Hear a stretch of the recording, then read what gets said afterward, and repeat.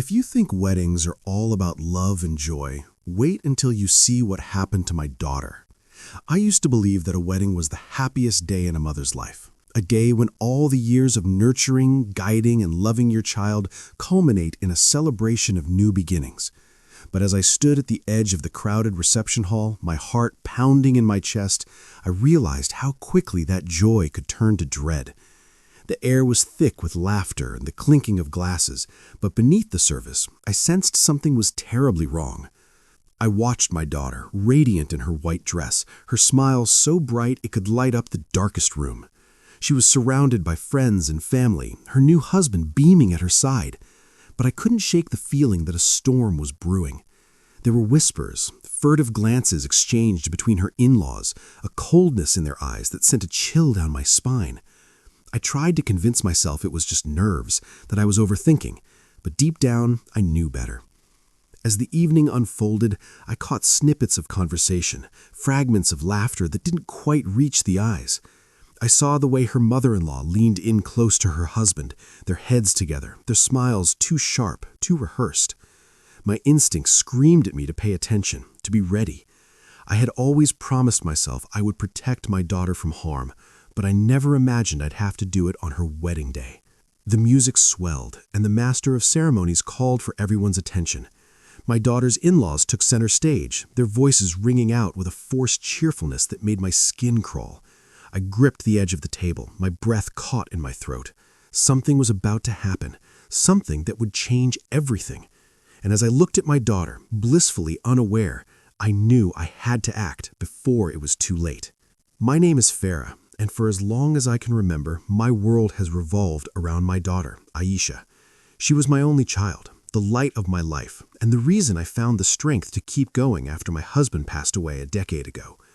Raising her alone wasn't easy, but every challenge, every sleepless night, every sacrifice felt worth it when I saw her grow into the kind, intelligent, and beautiful woman she is today. Our bond was unbreakable, forged in the fires of hardship and laughter, and I always believed that nothing could come between us. Aisha was the sort of daughter any mother would be proud of, thoughtful, hardworking, and endlessly compassionate.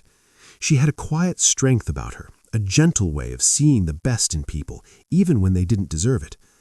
I suppose in many ways she was right, but as I watched her prepare for her wedding, I couldn't help but feel a pang of anxiety. Was she ready for the world outside our little cocoon? Was I ready to let her go? When Aisha met Imran, I saw a new spark in her eyes. He was charming, ambitious, and attentive, everything a mother could hope for in a son-in-law. Their courtship was sweet and respectful, filled with long conversations, shared dreams, and the kind of laughter that makes you believe in happy endings. Imran seemed to adore her, and for a while I allowed myself to believe that this was the beginning of a beautiful new chapter for both of them. But as the wedding preparations began, I started to notice things that unsettled me. Imran's family, though polite on the surface, carried an air of superiority that was hard to ignore. His mother, Mrs. Siddiqui, was always impeccably dressed, her words laced with subtle criticisms disguised as advice. She would comment on Aisha's choices, her dress, her jewelry, even the way she spoke, with a smile that never quite reached her eyes. "It's just a suggestion, dear, but in our family we do things a little differently," she would say. Her husband, Mr. Siddiqui, was quieter but no less intimidating. He watched everything with a calculating gaze, rarely offering praise, but quick to point out the smallest flaws. Imran's younger sister, Sara, was another story altogether. She was sharp-tongued and quick-witted, always ready with a sarcastic remark or a dismissive laugh. At first, I thought she was just being playful, but over time, her jokes began to sting. She would tease Aisha about her simple tastes, her old-fashioned values, and her small-town upbringing.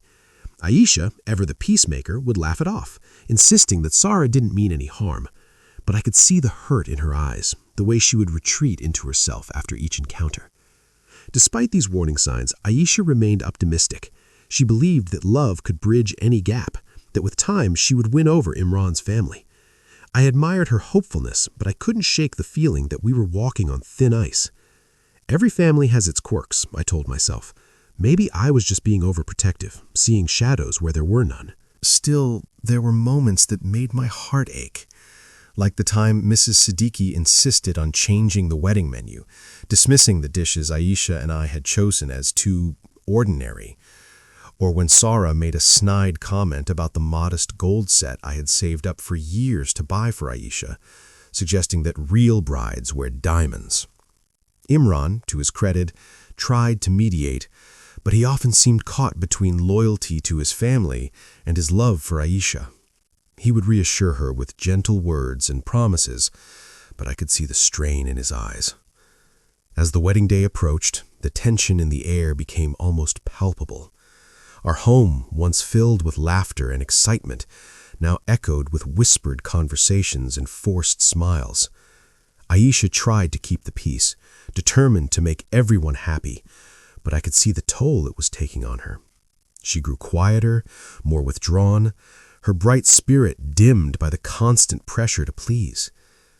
I wanted to believe that things would get better after the wedding, that once the families were united, the Siddiquis would accept Aisha as one of their own. But deep down, I knew that acceptance was not something that could be forced. It had to be earned, or, in some cases, fought for. And as I watched my daughter put on a brave face, I made a silent promise to myself. No matter what happened, I would stand by her side. I would protect her, even if it meant standing up to those who saw her as less than worthy. Little did I know, the true test of that promise was just around the corner. In the weeks leading up to the wedding, the Siddiquis' true colors began to bleed through the polite veneer they wore in public. At first, it was easy to dismiss the little things, the way Mrs. Siddiqui would sigh dramatically when Aisha mentioned a tradition from our side of the family, or how Sarah would roll her eyes whenever Aisha tried to include her in the planning. But as the days passed, these small slights grew harder to ignore, and I found myself watching every interaction with a growing sense of unease. It started with the invitations. Aisha and I had spent hours choosing the perfect design, something elegant yet simple, reflecting both our heritage and her personal style. When we showed them to the Siddiquis, Mrs. Siddiqui pursed her lips and said, "It's nice, but don't you think it's a bit plain? Our friends are used to something more grand." She didn't outright reject our choice, but her tone made it clear she expected us to change it. Imran, caught in the middle, tried to smooth things over, but the damage was done. Aisha agreed to a new design, more ornate and expensive just to keep the peace. Then came the guest list. Our family is small but close-knit, and Aisha wanted everyone to feel included. The Siddiquis, on the other hand, insisted on inviting distant relatives and business associates Aisha had never met. "It's important to maintain appearances," Mr. Siddiqui explained, his voice firm.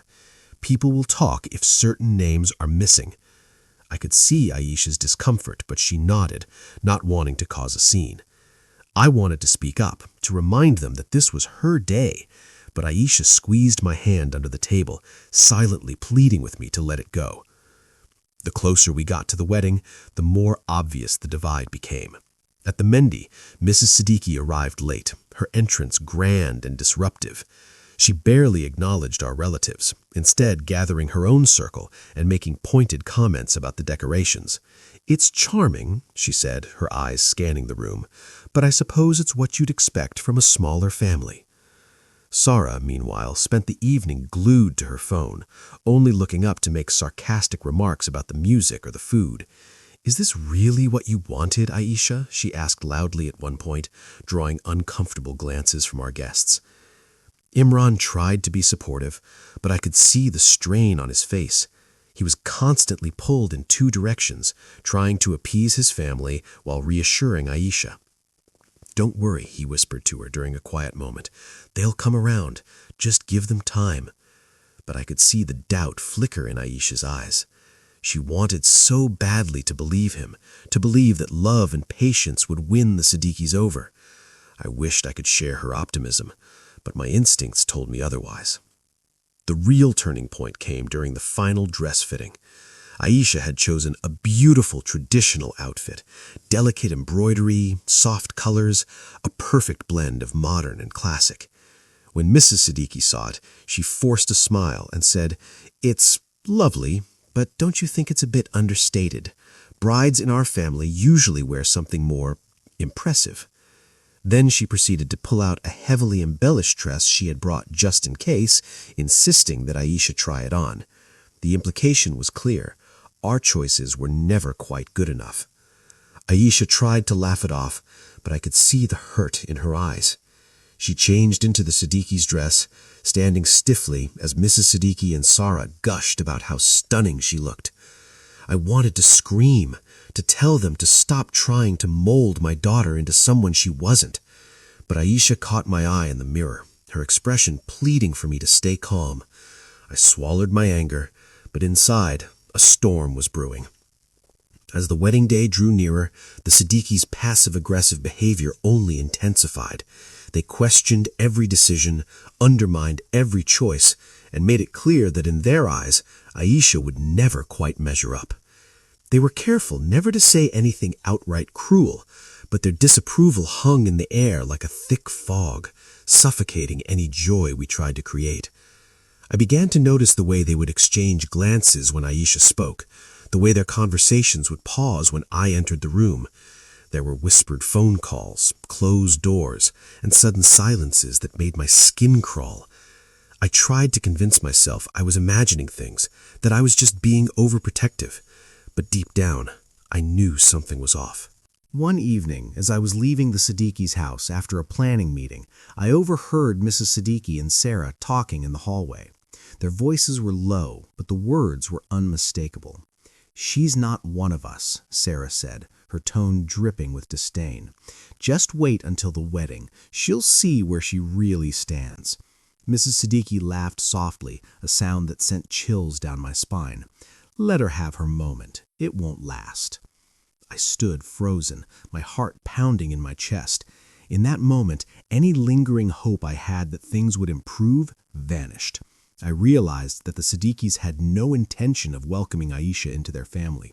In fact, they seemed determined to remind her of her place no matter the cost. As I drove home that night, I replayed their words over and over in my mind. I knew I had to protect my daughter, but I didn't yet know how. All I knew was that I couldn't let them break her spirit, not on her wedding day, not ever. The time for hoping things would get better was over. It was time to prepare for whatever storm was coming. The days before the wedding blurred together in a haze of last-minute errands, phone calls, and restless nights. I tried to keep my focus on Aisha, to shield her from the mounting tension, but the Siddiqui's presence was like a shadow that crept into every corner of our lives. I told myself to stay vigilant, to trust my instincts, but nothing could have prepared me for what I was about to uncover. It happened 2 nights before the wedding, after a particularly exhausting day of final preparations. I had gone to the Siddiqui's house to drop off some gifts for the Mendi, hoping to keep the peace and show goodwill. The house was bustling with activity, caterers coming and going, relatives chatting in the living room, the air thick with the scent of fresh flowers and expensive perfume. I handed the gifts to the housekeeper and was about to leave when I realized I had left my phone charger in the guest room upstairs. As I climbed the staircase, I heard voices drifting from the study at the end of the hall.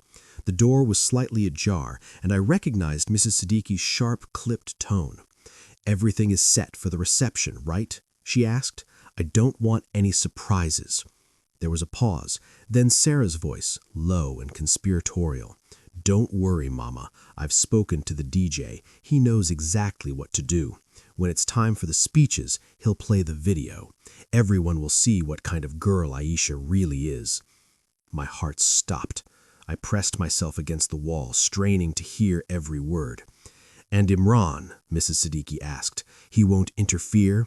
Sarah laughed. "He's clueless. He thinks we're just putting together a fun slideshow. He'll be too busy with the guests to notice anything until it's too late." There was a rustle of papers, then Mrs. Siddiqui's voice again, colder than I'd ever heard it. "Good. She needs to learn her place. After this, she'll know she can't just waltz into our family and expect to be accepted." I felt a wave of nausea wash over me. What were they planning to show? What could possibly be in that video? I thought of all the times Aisha had confided in me, her fears and insecurities, her private moments. The idea that her new family would use something so personal, so cruel to humiliate her in front of everyone made my blood boil. I wanted to burst into the room then and there to confront them, but I forced myself to stay hidden. I needed to know more. "What if someone objects?" Sarah asked, a hint of uncertainty in her voice. "What if it backfires?" Mrs. Siddiqui scoffed. "No one will dare. By the time it's over, everyone will see her for what she is. She'll be too embarrassed to show her face. Maybe she'll even call off the marriage herself." I clutched the banister, my knuckles white. The thought of Aisha standing alone in that crowded hall, blindsided and humiliated by the very people who were supposed to welcome her, filled me with a rage I had never known. I wanted to protect her, to shield her from the ugliness of the world, but how could I fight an enemy I couldn't even see? As the conversation wound down, I slipped quietly back down the stairs, my mind racing. Should I tell Aisha? Should I confront the Siddiquis and demand they stop? Or should I come up with a plan of my own, something that would turn the tables and expose their cruelty for all to see? I barely slept that night, replaying every word I overheard, every possible outcome. The weight of the secret pressed down on me, heavy and suffocating. I knew that whatever I chose to do next would change everything, not just for Aisha, but for our entire family. Would I risk everything by confronting them, or would I stay silent and hope for the best? As dawn crept through my window, I realized I had no choice. I would not let my daughter be humiliated. But how far was I willing to go to protect her? As I lay awake that night, the shadows on my bedroom ceiling seemed to swirl with memories I had tried for years to bury. The Siddiqui's words echoed in my mind, but so did the voices from my own past, sharp, cold, and unforgettable. I closed my eyes and was transported back to a time when I, too, had been the outsider, the one who didn't quite belong. I was barely 20 when I married Aisha's father. My own family was modest, and his was well respected, known for their traditions and pride. I remember the first time I entered their home as a new bride, clutching a tray of tea with trembling hands, eager to please. But no matter how hard I tried, I was always reminded of my shortcomings. My mother-in-law would point out the way I dressed, the way I spoke, even the way I laughed. "You're not like us," she would say, her words wrapped in a smile that never reached her eyes. "But you'll learn." I tried to learn. I tried to mold myself into the daughter-in-law they wanted, swallowing my pride and hiding my tears.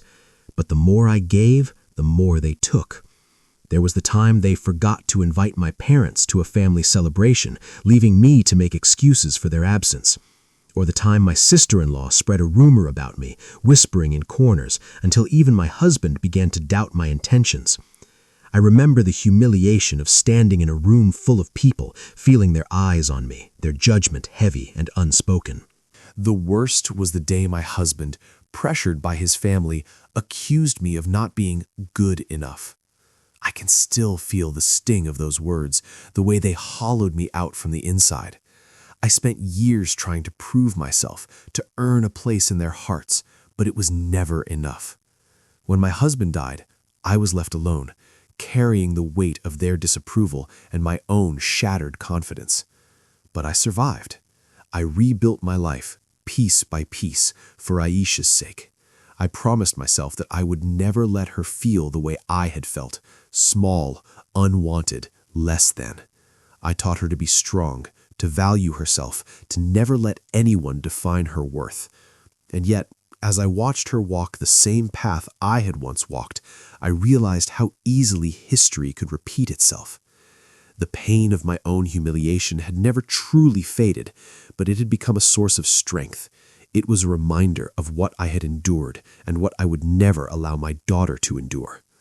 The Siddiquis thought they could break her spirit, just as my in-laws had tried to break mine.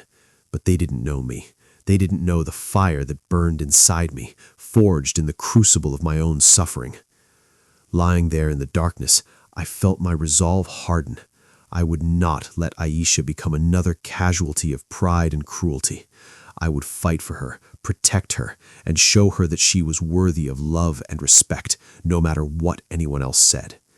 The wounds of my past had taught me one thing above all.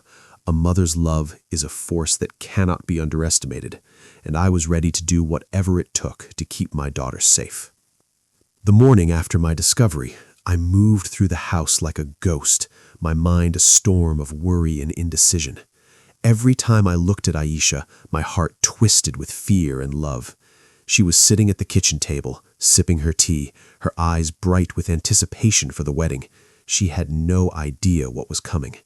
I wanted to reach out, to warn her, to wrap her in my arms and shield her from the world. But I hesitated, caught between the urge to protect her and the fear of shattering her happiness.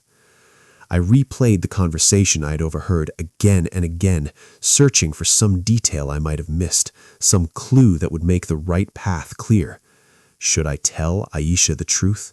The thought of her finding out about the Siddiqui's plan filled me with dread. She was already anxious, already trying so hard to fit in, to make everyone happy. If I told her, would it break her spirit? Would it ruin her wedding day before it even began? Or would it give her the strength to stand up for herself, to face her new family with her head held high? The other option was to confront the Siddiquis directly. I imagined marching into their home, demanding they call off their cruel scheme. I pictured the shock on Mrs. Siddiqui's face, the outrage in Sarah's eyes. But what if they denied everything? What if they twisted my words, made me out to be the troublemaker? Worse, what if they went ahead with their plan anyway, only now with more venom, more determination to put Aisha in her place? The risk was too great. I couldn't afford to make enemies of them. Not now, not when Aisha's future was at stake. The third option, the one that kept tugging at the edges of my mind, was to come up with my own plan. I had always prided myself on my resourcefulness, my ability to think on my feet. But this was different. This was a battle I had never wanted to fight, a test of my courage and cunning. Could I outsmart the Siddiquis? Could I turn their own scheme against them, expose their cruelty without dragging Aisha in the mud? I paced the living room, my thoughts racing. Every scenario played out in my mind, each one ending in disaster. If I did nothing, Aisha would be humiliated in front of everyone she loved. If I acted rashly, I could make things even worse. The stakes were never higher. This wasn't just about a wedding. It was about my daughter's dignity, her sense of belonging, her future happiness. I thought back to my own wedding, to the way I had suffered in silence, too afraid to speak up, too desperate to be accepted. I remembered the loneliness, the shame, the feeling of being utterly powerless. I swore I would never let Aisha feel that way. But now, faced with an impossible choice, I felt that same helplessness creeping in. Aisha's laughter drifted in from the kitchen, light and unburdened. I peeked in and saw her scrolling photos on her phone, her face glowing with excitement for the wedding. She looked up and caught my eye, her smile softening. "Ami, are you okay? You seem worried." I forced a smile, brushing a stray hair from her forehead. "Just tired, Beta. So much to do before the big day." She squeezed my hand, her trust in me absolute. The weight of that trust pressed down on me, making my decision even harder. I retreated to my room, closing the door behind me. I needed time to think, to breathe, to find the strength to do what was right. I sat on the edge of my bed, my hands trembling. I thought of all the sacrifices I had made for Aisha, all the nights I had stayed awake worrying about her future. I thought of the love that had carried us through every hardship, every loss. That love was my compass, my guide. It told me that I couldn't let her walk into a trap, couldn't let her be blindsided by people who saw her as an outsider. But love also told me to be careful, to protect her not just from others, but from pain she didn't need to bear. I realized then that the answer wasn't simple. There was no perfect solution, no way to guarantee a happy ending. All I could do was trust myself, trust the bond I shared with my daughter, and hope that whatever happened, we would face it together. As the sun set outside my window, painting the sky in shades of gold and crimson, I made a silent promise. I would not let fear paralyze me. I would find a way to protect Aisha, to honor her trust, and to show the Siddiquis that they had underestimated both of us. The path ahead was uncertain, but my resolve was stronger than ever. I would not let my daughter become a victim, not while I still had the strength to fight for her. The next morning, I woke with a sense of purpose I hadn't felt in days. The dilemma still weighed heavily on my heart, but I knew I couldn't face this battle alone. If I was going to protect Aisha and outmaneuver the Siddiquis, I needed help. Someone I could trust completely, someone who would believe me without question. My mind immediately went to my elder sister, Shabana, who had always been my confidant and anchor through life's storms. I called her as soon as the house was quiet, my voice trembling as I recounted everything I had overheard. Shabana listened in stunned silence, her outrage growing with every detail. "How dare they?" she finally burst out. "This is Aisha's wedding, not some stage for their petty games. We can't let them get away with this." Her words were a balm to my frayed nerves, and for the first time since that awful night, I felt a glimmer of hope. We met later that afternoon at a small cafe, away from prying eyes and curious ears. Over steaming cups of chai, we began to plot. "We need to know exactly what's in that video," Shabana said, her brow furrowed in concentration. "If we can get to it before the reception, maybe we can stop them from playing it." I nodded, my mind racing through the possibilities. Sarah mentioned the DJ. Maybe he has a copy, or at least knows what's planned. Shabana suggested we enlist the help of someone on the inside, someone working at the wedding who could keep an eye on the Siddiquis and alert us if anything seemed off. I immediately thought of Rafiq, the head waiter at the banquet hall. He had worked with our family for years and was fiercely loyal. I called him that evening, explaining the situation in hushed tones. "Auntie, you don't worry. I'll watch everything. If they try anything, I'll let you know right away." With Shabana and Rafiq on my side, I felt a little less alone. We spent hours brainstorming, going over every detail of the reception, every possible scenario. "If we can't stop the video from being played," Shabana said, "maybe we can distract the guests, create a commotion, anything to draw attention away from the screen." I considered the idea, picturing myself knocking over a tray of glasses or starting an impromptu dance to break the tension.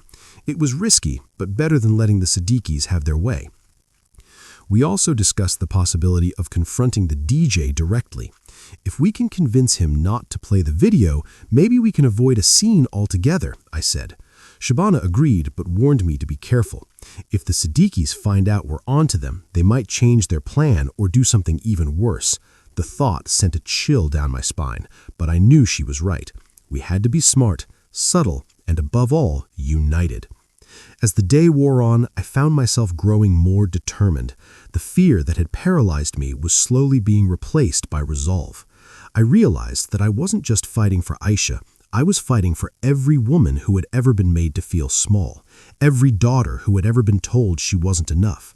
The Siddiquis thought they could bully us into submission, but they had underestimated the strength of a mother's love and the power of family. That night, I gathered Shabana and Rafiq in my living room. The three of us huddled together like conspirators. We reviewed our plan one last time, going over every detail until we were sure nothing had been overlooked. "We'll be ready," Shabana promised, her eyes shining with determination. "No matter what they try, we'll protect Aisha." As my allies rallied around me, I felt a surge of gratitude and pride. I wasn't alone in this fight. Together, we would stand up to the Siddiquis and show them that their cruelty had no place in our family. The battle lines were drawn, and I was ready to do whatever it took to keep my daughter safe. The days leading up to the wedding passed in a blur of nerves and anticipation. Every moment felt charged, as if the air itself was holding its breath, waiting for something to break. I moved through the final preparations with a calm, practiced smile, but inside my mind was racing, every detail of our plan playing over and over like a silent film. No one could have predicted what would happen next, not the Siddiquis, not even Aisha. But I was determined that whatever unfolded, my daughter would not be the one left broken. The first step was to get close to the DJ. On the morning of the wedding, I arrived at the banquet hall earlier than anyone else, carrying a tray of homemade sweets as an excuse to visit the staff area. I found the DJ, a young man named Bilal, setting up his equipment in the corner of the hall. My heart pounded as I approached him, but I forced myself to smile. "Beta, you must be working so hard. Have some mithai and let me know if you need anything," I said, my voice warm and motherly. He grinned, clearly surprised by the gesture. "Thank you, Auntie. That's very kind." I watched him take a piece, then leaned in, lowering my voice. "I heard there's a special video planned for the reception. I just wanted to make sure it's appropriate. Nothing that would embarrass the bride, right?" Bilal hesitated, glancing around. "Sarah gave me a USB drive and said it was a surprise for everyone. I haven't watched it yet, but she was very insistent that it be played right after the speeches." I nodded, masking my anxiety. "You know, weddings can be emotional. Sometimes surprises can go wrong. If you have any doubts, please let me know. I'd hate for anything to spoil Aisha's big day." He promised to keep an eye out, and I left him with a gentle pat on the shoulder, hoping my words had planted a seed of caution. Next, I checked in with Rafiq, who was already bustling around the hall, directing staff and overseeing the final touches. He gave me a discreet nod, signaling that he was ready. "I'll be near the sound booth during the speeches, Auntie. If anything happens, I'll create a distraction." His loyalty gave me comfort, a reminder that I wasn't alone in this. Shabana arrived soon after, her presence a steadying force. We found a quiet corner to review our backup plans. "If the video starts, I'll stand up and pretend to faint," she whispered, her eyes twinkling with mischief. "That should be enough to stop everything for a few minutes." I couldn't help but smile, grateful for her courage and quick thinking. "Let's hope it doesn't come to that," I replied, squeezing her hand.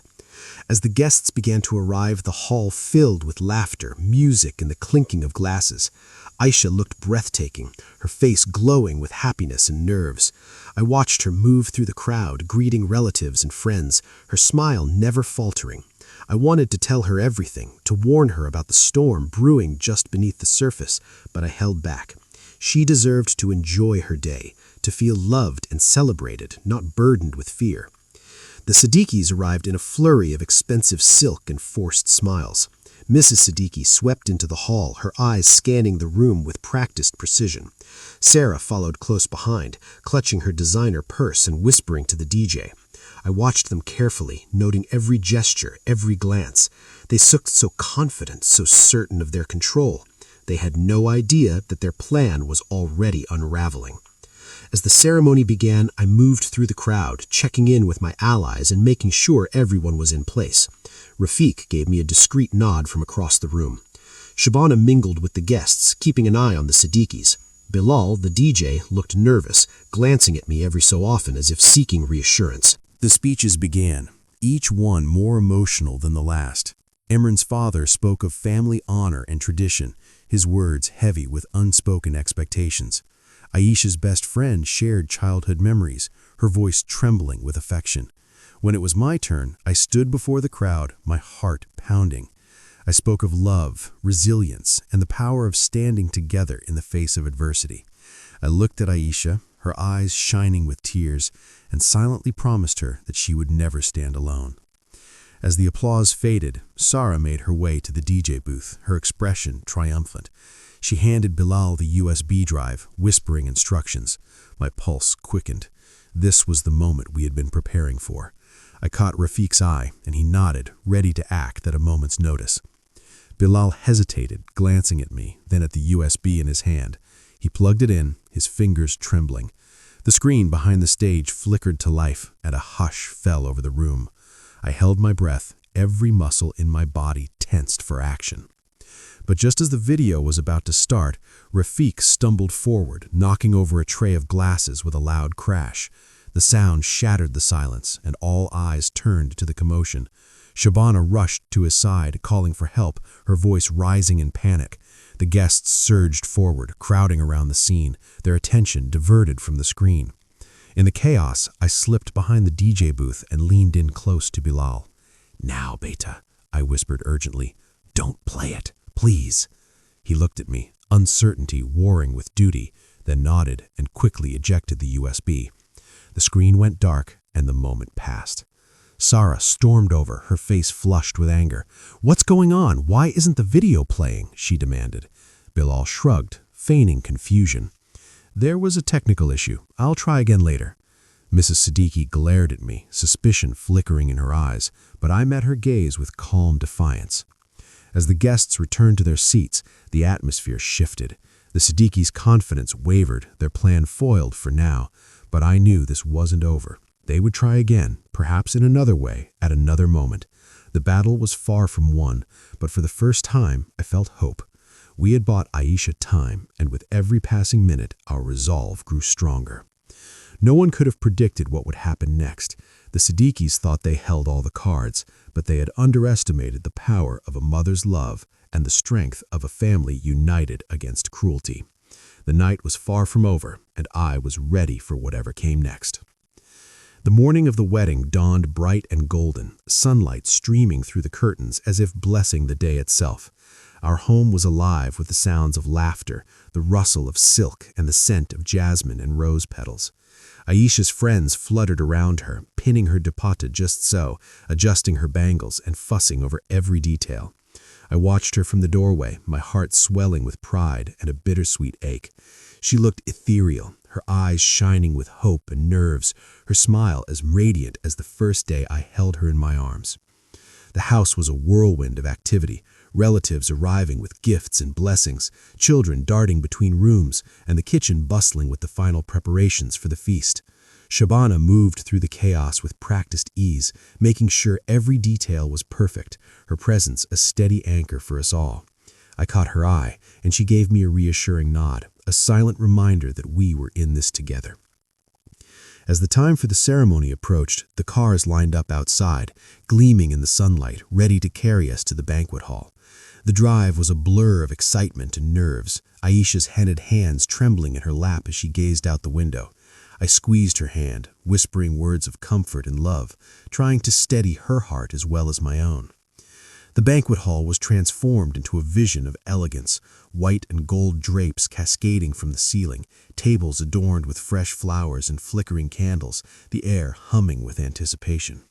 Guests mingled, exchanging hugs and laughter, their faces alight with joy. But beneath the surface, I could feel the tension, a subtle undercurrent that set my nerves on edge. The Siddiquis arrived in a flurry of designer outfits and practiced smiles, their entrance commanding attention. Mrs. Siddiqui swept through the hall, her eyes scanning every detail, her lips pursed in silent judgment. Sarah followed, her gaze sharp and calculating, her laughter a little too loud. Imran looked handsome and nervous, his eyes searching for Aisha the moment he entered. When he saw her, his face softened, and for a moment I allowed myself to hope that love would be enough to bridge the chasm between our families. The ceremony ended with recitation of prayers, the soft murmur of blessings weaving through the air. Aisha and Imran sat side by side, their hands trembling as they exchanged vows, their voices steady despite the emotion in their eyes. I watched them, my heart aching with love and fear, praying that this union would bring them happiness and strength. As the rituals unfolded, I moved through the hall, greeting guests and keeping a watchful eye on the Siddiquis. Mrs. Siddiqui whispered to Sarah, their heads bent close together, their eyes flicking towards the DJ who was setting up his equipment. I felt a chill run down my spine, a reminder that the danger was still very real. The ceremony ended in a shower of rose petals and applause, the guests rising to their feet to congratulate the newlyweds. Aisha's face was flushed with happiness, her eyes shining as she hugged me tightly. "Thank you, Ami," she whispered, her voice trembling, "for everything." I held her close, fighting back tears, wishing I could freeze this moment forever.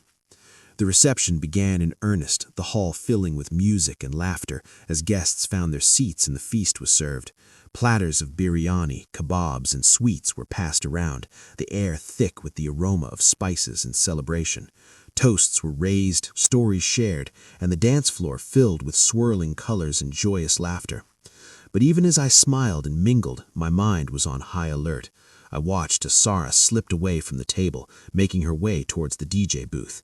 Mrs. Siddiqui followed, her expression tight with anticipation. I caught Rafiq's eye across the room, and he gave me a subtle nod, signaling that he was ready to act. The tension in the air grew with every passing minute.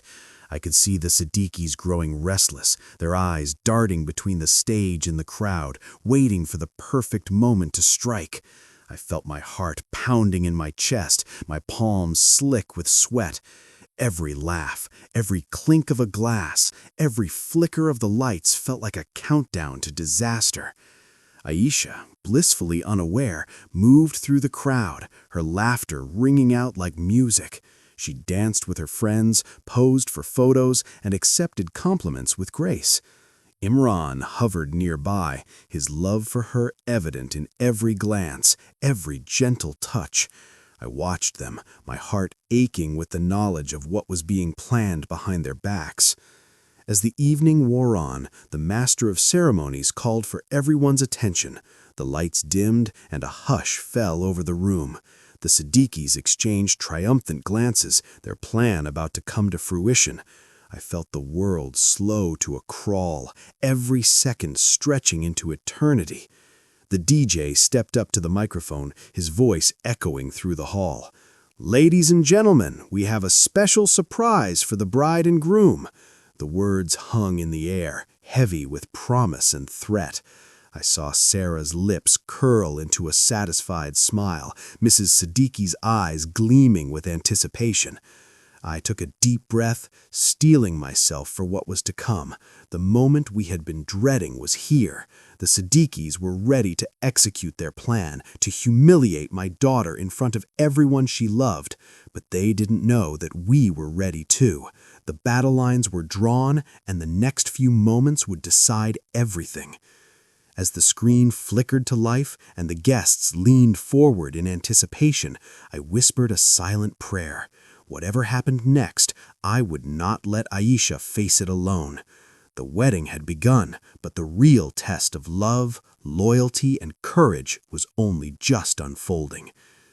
The lights dimmed further, and a hush swept over the hall as the DJ's voice faded. All eyes turned to the stage, where the large screen glowed with anticipation. I could feel my heart pounding in my chest, my breath caught somewhere between hope and dread. Aisha, still radiant from the joy of the day, sat beside Imran, her hand resting gently in his. She had no idea what was about to unfold. Sarah stepped forward, her heels clicking sharply against the floor, her face the picture of innocence. She took the microphone, her voice sweet but edged with something cold. "We wanted to do something special for our new sister," she announced, glancing at Aisha with a smile that didn't reach her eyes. "A little trip down memory lane so everyone can see just how unique she really is." A ripple of polite laughter moved through the crowd, but I saw the confusion flicker across Aisha's face. Imran squeezed her hand, offering a reassuring smile, but I could see the worry in his eyes. Mrs. Siddiqui stood at the edge of the stage, her arms folded, her gaze fixed on the screen with a look of satisfaction. The video began innocently enough. Childhood photos of Aisha, clips of her laughing with friends, moments from school and family gatherings. The guests smiled, some dabbing at their eyes, charmed by the sweet montage. But then the tone shifted. The music changed, and the images on the screen grew less flattering. There were awkward photos, embarrassing moments from Aisha's teenage years, and clips that had clearly been chosen to make her look foolish. The laughter in the room grew uneasy, the smiles fading as the montage became a spectacle. Then came the real blow. A video clip played of Aisha years ago, nervously giving a speech at a school event. Her voice cracked, her words stumbled, and the camera zoomed in on her tearful face as she struggled to finish. The room fell silent, the discomfort palpable. I saw Aisha's shoulders stiffen, her eyes wide with shock and humiliation. Imran looked at her, his face stricken, but before he could say anything, Sarah's voice rang out again. "Isn't she adorable?" Sarah said, her tone dripping with mock affection. "We all have our awkward moments, don't we? But some of us just never grow out of them." The guests shifted in their seats, some glancing away, others whispering behind their hands. The Siddiquis watched with barely concealed glee, their plan unfolding exactly as they had intended.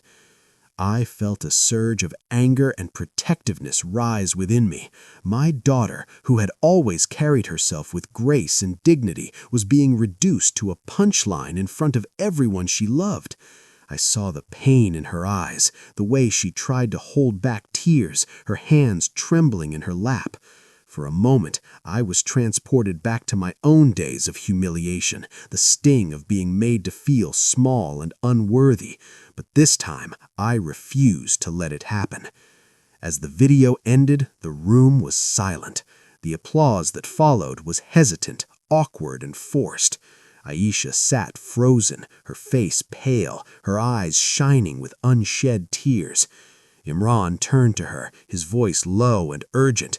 "Aisha, are you okay?" She nodded, but I could see the hurt etched into every line of her face. Sarah handed the microphone to Mrs. Siddiqui, who stepped forward, her voice smooth and practiced. "We just wanted to welcome Aisha into our family with a little fun. After all, we believe in honesty and laughter. We hope you can take a joke, dear." The guests laughed nervously, unsure whether to join in or remain silent. I could feel the eyes of the entire room on Aisha, waiting to see how she would react. The humiliation was complete, the Siddiqui's message clear. She was an outsider, someone to be mocked and diminished.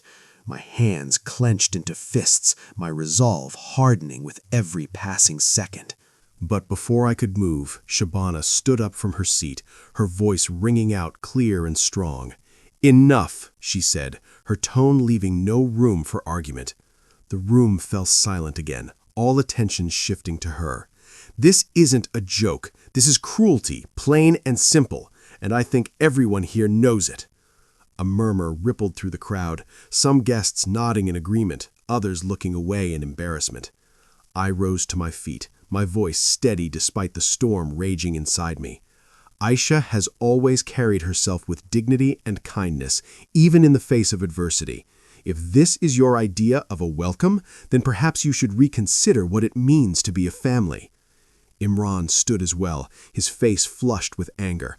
"I had no idea about this," he said, his voice shaking. "Aisha, I am so sorry. This was never supposed to happen." He turned to his mother and sister, his disappointment and fury clear. "How could you do this?" The Siddiquis looked stunned, their confidence faltering as the room turned against them. The guests began to murmur, some openly criticizing the in-laws, others moving to comfort Aisha. The tide had shifted, the humiliation attempt backfiring spectacularly. Aisha, though shaken, lifted her chin and met the eyes of her tormentors. "I may have awkward moments, but I have nothing to be ashamed of," she said, her voice trembling but strong. "I am proud of who I am, and I am proud to be joining this family, if you'll have me as I am." The room erupted in applause, genuine and supportive this time. The Siddiquis stood in stunned silence, their plan in ruins. I moved to Aisha's side, wrapping her in a fierce embrace, my heart bursting with pride.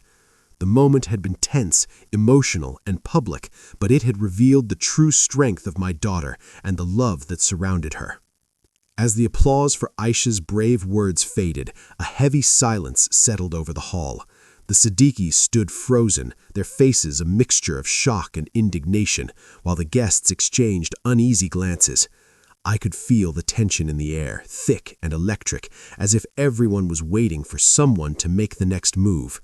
My heart hammered in my chest, but I knew this was the moment I had been preparing for, the moment to reveal the truth and show everyone who the Siddiquis really were. I took a deep breath and stepped forward, my voice steady and clear. "If you'll allow me, I'd like to say something as Aisha's mother." The room quieted instantly, all eyes turning to me. I could see Aisha's face, pale but determined, and Imran's, torn between anger and disbelief. I looked at the Siddiquis, meeting Mrs. Siddiqui's gaze head-on. She tried to hold my stare, but I saw the flicker of uncertainty in her eyes. I know many of you are shocked by what you just witnessed, but what you don't know is that this was not a harmless joke or a simple mistake. This was a deliberate attempt to humiliate my daughter, orchestrated by those who should have welcomed her with open arms. A gasp rippled through the crowd. Mrs. Siddiqui's lips tightened, and Sarah's eyes darted nervously around the room. I pressed on, my resolve hardening with every word. I wish I could say I was surprised, but the truth is, I overheard the plan 2 nights ago. I heard every word, how you wanted to embarrass Aisha, how you thought this would teach her a lesson about her place in your family. The guests began to murmur, their shock turning to outrage. Some looked at the Siddiquis with open disgust, others shook their heads in disbelief.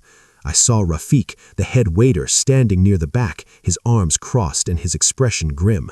Shabana moved to stand beside me, her presence a silent show of support. But I couldn't let that happen, I continued, my voice trembling with emotion. I couldn't let my daughter be shamed for the amusement of others. So, with the help of a few trusted friends, I made sure your plan would not succeed. I turned to the DJ, who nodded and held up the USB drive. This is the original video Sarah gave him, but before it could be played, we intervened. A collective gasp rose from the guests. Sarah's face turned crimson, and Mrs. Siddiqui's composure finally cracked. "How dare you?" she hissed, her voice barely above a whisper. "You had no right." "I had every right," I replied, my voice rising. "I have the right to protect my daughter from cruelty, from humiliation, from people who would rather tear her down than lift her up. And I have the right to tell the truth, no matter how uncomfortable it may be." I turned to the crowd, my eyes sweeping over the faces of friends, family, and strangers alike. Aisha is not perfect. None of us are, but she is kind, generous, and brave. She deserves to be loved and respected, not mocked and belittled. "And if this is what it means to be part of your family," I said, looking directly at Mrs. Siddiqui, "then maybe it's time you reconsider what family truly means." The room erupted in applause, louder and more genuine than before. Guests stood up, some moving to embrace Aisha, others voicing their support. Imran stepped forward, his face flushed with emotion. "I'm so sorry, Aisha," he said, his voice breaking. "I promise you, I will never let anyone treat you like this again." Aisha looked at him, her eyes shining with tears, and nodded. "Thank you, Imran, but I can stand up for myself, too. I won't let anyone make me feel small. Not anymore." At that moment, Rafiq approached the stage, holding a small envelope. "Auntie, I think you should see this," he said, handing it to me. I opened it and found a series of printed emails, messages between Sarah and the DJ, detailing their plan to edit the video and time its showing for maximum embarrassment. I held them up for the crowd to see. "These are the messages that prove this was no accident," I said, my voice ringing with conviction. "This was premeditated, calculated, and cruel, and it ends here." The guests erupted in outrage, some demanding answers from the Siddiquis, others comforting Aisha and our family. Mrs. Siddiqui tried to defend herself, but her words were drowned out by the chorus of disapproval. Sarah burst into tears, her bravado crumbling as the truth came to light. Shabana stepped forward, her voice calm but firm. "We all make mistakes, but it takes courage to admit them and change. Maybe this is your chance to do better, to be better." She looked at Mrs. Siddiqui, her gaze unwavering. "Or you can continue down this path and lose the respect of everyone here." Imran's father, who had remained silent until now, finally spoke. His voice was heavy with regret. "I am ashamed of what has happened. This is not the family I wanted to build. Aisha, I hope you can forgive us. And to you, Farah," he said, turning to me, "thank you for standing up for your daughter. You have shown us all what true strength looks like." The crowd applauded again, the atmosphere shifting from tension to relief. Guests surrounded Aisha, offering words of comfort and encouragement. Some even approached me, thanking me for my courage and honesty. I felt a wave of emotion wash over me, relief, pride, and a deep, abiding love for my daughter. As the dust settled, Mrs. Siddiqui and Sarah slipped away, their heads bowed in shame.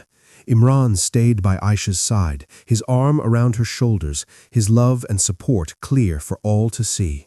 The rest of the evening passed in a blur of hugs, laughter, and tears, the pain of the past hour slowly giving way to hope for the future.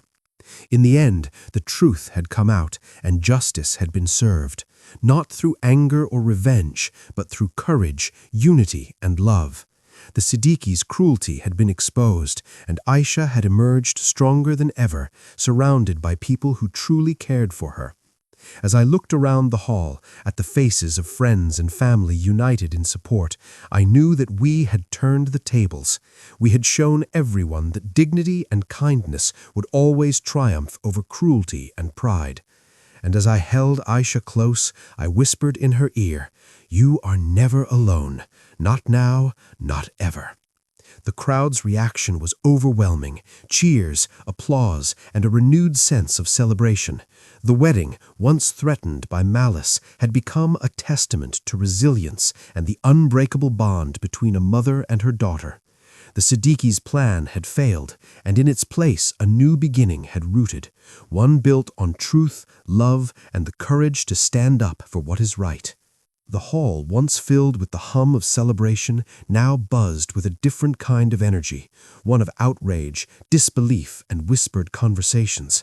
The Siddiquis, who had entered the evening with their heads held high, now stood isolated, surrounded by a sea of disapproving faces. Guests who had once vied for their attention now turned away, their expressions cold and judgmental. Some approached them directly, voices low but firm, demanding explanations for their cruelty. Others simply shook their heads, unable to comprehend how a family could stoop so low on such a sacred day. Mrs. Siddiqui tried to defend herself, her words tumbling out in a rush. It was just a joke, a misunderstanding. But no one was buying it. Even her closest friends looked at her with disappointment, their trust in her shattered. Sarah, her bravado gone, stood by her mother's side, her eyes red and swollen from crying. Imran's father, usually a man of few words, spoke quietly but firmly to his wife and daughter, his disappointment clear. "You have brought shame to our family tonight. This is not who we are supposed to be." Meanwhile, Aisha sat quietly at the edge of the stage, her hands folded in her lap, her face pale but composed. The shock of what had happened was still settling over her, the humiliation and betrayal, raw and fresh. I knelt beside her, wrapping my arms around her shoulders, feeling her tremble beneath my touch. For a long moment, neither of us spoke. I simply held her, letting her know she was not alone. When she finally looked up at me, her eyes were filled with tears, but also with a quiet strength. "Ummi, why would they do this? What did I ever do to deserve this kind of hatred?" Her voice was barely above a whisper, but the pain in it was sharp and real. I brushed a strand of hair from her face, my own eyes stinging with tears. "You did nothing wrong, Beta.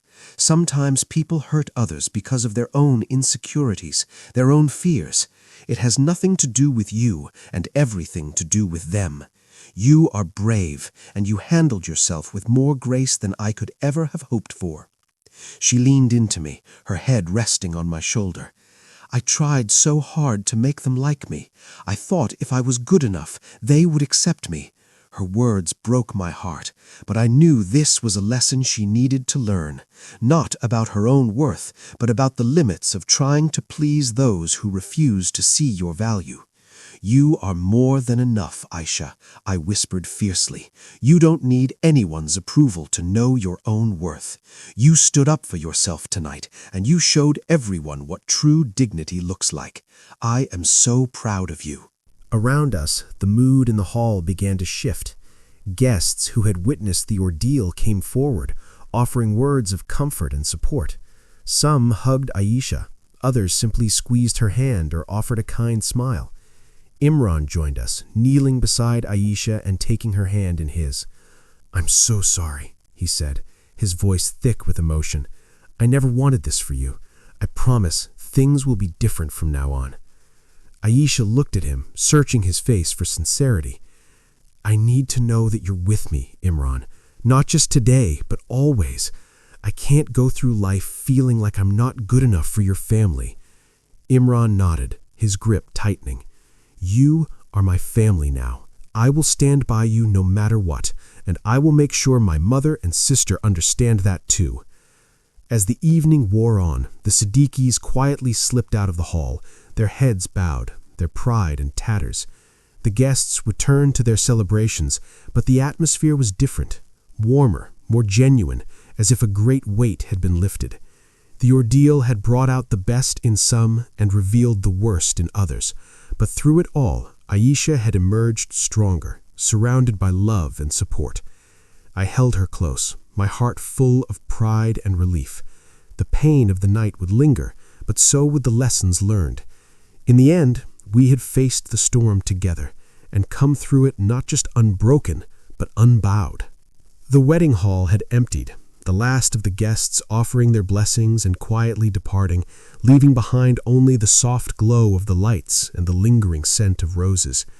Aisha and I sat together in a quiet corner, the noise and chaos of the evening finally giving way to a rare moment of peace. She leaned against me, her head resting on my shoulder, and for a while we simply breathed together, letting the silence soothe our battered hearts. After a long pause, Aisha spoke, her voice small but steady. "Ami, I never imagined my wedding would turn out like this. I thought I was prepared for anything, but I wasn't ready for this kind of pain." Her words trembled with vulnerability, and I felt the ache of her disappointment as if it were my own. I took her hand in mine, squeezing it gently.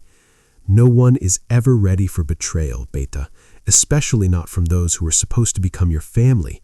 But you faced it with courage and dignity. You didn't let them break you, and that's something to be proud of." She looked up at me, her eyes searching mine. Did I do the right thing, standing up for myself?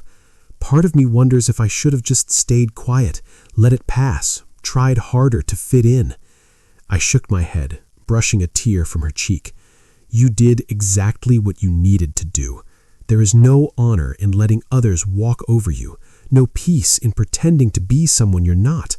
You showed them and everyone else what it means to have self-respect. That's a lesson they needed to learn, even if it was painful." As we spoke, Imran approached, his face drawn with worry and regret. He knelt beside us, taking Aisha's other hand. "I'm so sorry for what my family did. I can't change the past, but I promise I'll stand by you from now on. You're my wife, my partner, and I won't let anyone treat you like that again." Aisha nodded, her expression softening. "I want to believe you, Imran, but I need to know that you'll speak up, even when it's hard. I can't fight this battle alone."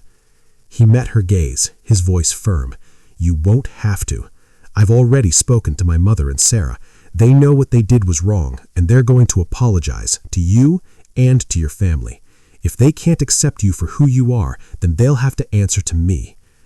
Just then, Mrs. Siddiqui and Sarah entered the room, their faces pale and drawn. For a moment, no one spoke. Then Mrs. Siddiqui stepped forward, her voice trembling.